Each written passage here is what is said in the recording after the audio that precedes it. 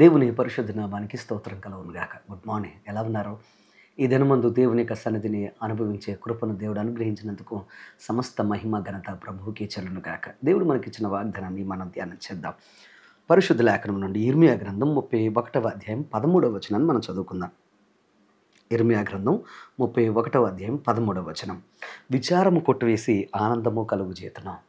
విచారము కొట్టివేసి ఆనందము కలుగుచేతును.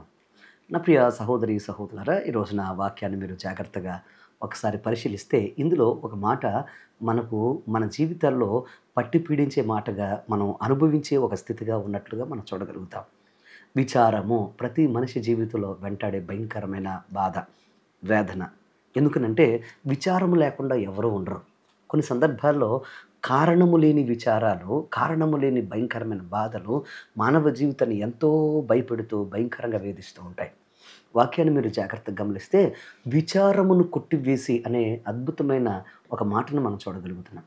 ఈ లోకంలో విచారం అనేది ఎవరూ తీసేయలేరు. ఎందుకనంటే మానవ జీవితానికి సాధ్యం కానిది విచారము, బాధను తీసివేయడం అనేది.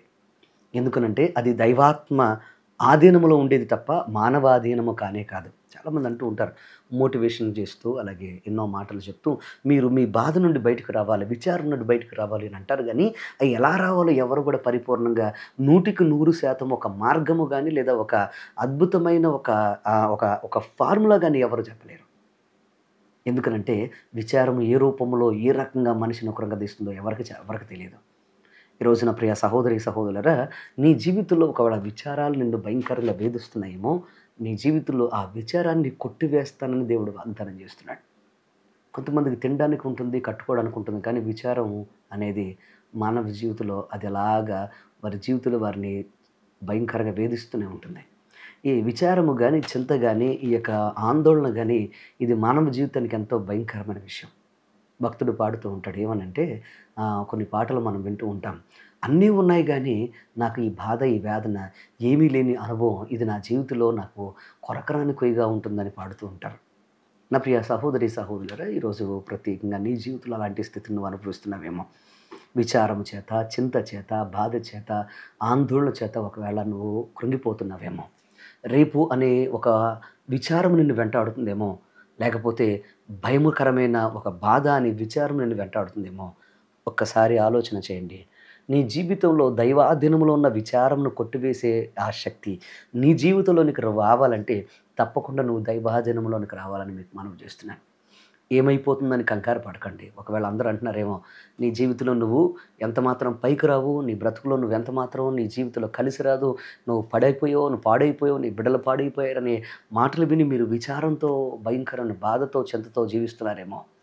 మీరు గనుక దైవాధీనంలోనికి రాగలిగితే మీ జీవితంలో మూసుకుపోయిన ద్వారాలను కూడా ఆయన తెరవగలిగిన వాడు. అంత అద్భుతం మీ జీవితంలో చేయగలిగిన వాడు.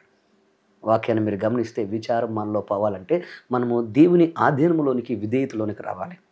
విచారం మన జీవితంలోంచి కొట్టివేయబడాలంటే మీరు మీ జీవితంలో దేవుని యొక్క అద్భుతమైన విమోచన మీరు చూడాలి. అలాంటి అనుభవాల్లోనికి మీరు రాగలిగితే మీ విచారాల సైతం, మీ బాధల సైతం, మీ చింతల సైతం కొట్టివేయబడి మీ జీవితంలో ఆనంద సంతోషాలకి మీరు వారసులైపోతారు. అందుకోసమే దేవుని నమ్మిన వారు గొప్ప సంతోషాన్ని కలిగి ఉంటారు. వారి జీవితంలో రేపనే విచారం వారికి ఉండదు. వారి జీవితంలో బాధలనే ఉండవు. ఎందుకనంటే రేపటిని గురించి చింతించొద్దని దేవుని వాక్యం సెలవిస్తోంది. ఎందుకనంటే రేపు, ఈరోజు, నిన్న ఆయనే చూశాడు. ఆయన అన్నిటినీ ఆధీనపరచగలిగిన వాడు గనక, స్వాధీనపరచుకోగలిగిన వాడు గనక మీ జీవితంలో రేపేం జరుగుతుందనే బాధను, భయాన్ని ఆయనకు అప్పగించండి. కంగారు పడకండి. ఆయన మీతోనే ఉన్నాడు. ఆయన మీతోనే ఉండి మీ జీవితంలో అద్భుతం చేసేవాడు. కష్టాల్లో, కన్నీళ్లలో ఎంతమాత్రం మిమ్మల్ని విడిచిపెట్టే దేవుడు కానే కాదు. అందుకోసమే ఆయన్ని మీ జీవితంలోకి ఆహ్వానిస్తూ, దేవా ఈరోజు మీరు మాలోకొస్తే మా బ్రతుకులో మాకు అదే చాలు ప్రభా అని నువ్వు అనగలిగితే నీ విచారాలన్నీ ఆశీర్వాదాలుగా, నీ చింతలన్నీ దీవెనలుగా ఆయన మార్చేస్తాడు. అవమానాల్ని ఆశీర్వాదాలుగా మార్చే దేవుడు మీతోనే ఉన్నాడు. ఉద్యోగ విషయంలో భయపడకండి, వ్యాపారం విషయంలో భయపడకండి, అలాగే ఈ దినము ఏమవుతుందని కంగారు పడకండి. చదువుల విషయంలో, అలాగే ఉద్యోగ ప్రయత్నాల విషయంలో మీరు ఎంత మాత్రం ఆందోళన పడొద్దని మీకు మనవి చేస్తున్నాను. విచారమును కొట్టివేసి పరిపూర్ణ ఆనందాన్ని మీకు అనుగ్రహించడానికే ప్రభు ఈరోజు మీకు ఈ వాగ్దానం చేస్తున్నాడు. ఆనందము కేవలం ఆయన ద్వారానే వస్తుంది. ఈరోజు ప్రత్యేకంగా నీ జీవితంలో కఠినమైన పరిస్థితిని ఆయన చేతులకు అప్పగిస్తూ విచారములు కొట్టివేసే ఆ ప్రభు పాదాల చెంతకొస్తే మీరు అద్భుతం చూస్తారు. లెట్స్ ప్రే, ప్రార్థన చేసుకుందాం. కళ్ళు మూసుకొని ప్రార్థనలు ఏకీభవించండి. మా పరమ తండ్రి నీకు వందనాలు, స్తోత్రాలు నాయన. ఈరోజు నీ వాక్యం ద్వారా మాతో మాట్లాడినందుకు వందనాలు. ఈ మాటలు ఎంతమంది అయితే స్వీకరించారో వారి జీవితంలో ఒక అద్భుతం జరగనుగాక. ప్రతి విధమైన విచారం, బాధను కొట్టివేసి ఆనంద సంతోషాలతో వర్ధిల్లే కృపా భాగ్యం దయచేయండి. ఎంత దూరంలో ఉండి, ఏ దేశంలో ఉండి, ఏ రాష్ట్రంలో ఉండి ఈ వాక్యం చూస్తున్నా వారి జీవితాల్లో ఒక అద్భుతం జరగనుగాక. నూతన ద్వారాలు తెరచి ఘనమైన సాక్షులుగా, బలమైన పాత్రలుగా నిలబడేట్లుగా మీరే కృప చూపించి ముందుకు నడిపించమని సమస్త మహిమ ఘనత నీకు అర్పిస్తూ, పరిశుద్ధాత్ముడ నీ ఆత్మస్వాదుల్లోనికి ప్రభావ బిడ్డలందరినీ అప్పగిస్తూ ఉండగా ఘనమైన అద్భుతం చేసి దినమంతా నీ ఆశీర్వాదం అనిపించే భాగ్యమని సమస్త మహిమ ఘనత నీకు ఆరోపిస్తూ యేసు నామమున అడుగుచున్నాను తండ్రి. ఆమేన్, ఆమేన్. నా ప్రియ సహోదరి సహోదరులారా, ఈ వాక్యం మీకు దీవెనకరంగా ఉంటే తప్పకుండా అందరితో మీరు ఈ వాక్యాన్ని పంచుకోవాలని మీకు మనం చేస్తున్నాను. దేవుని యొక్క కృపా కాపుదల మీకు తోడుగా ఉండుగాక.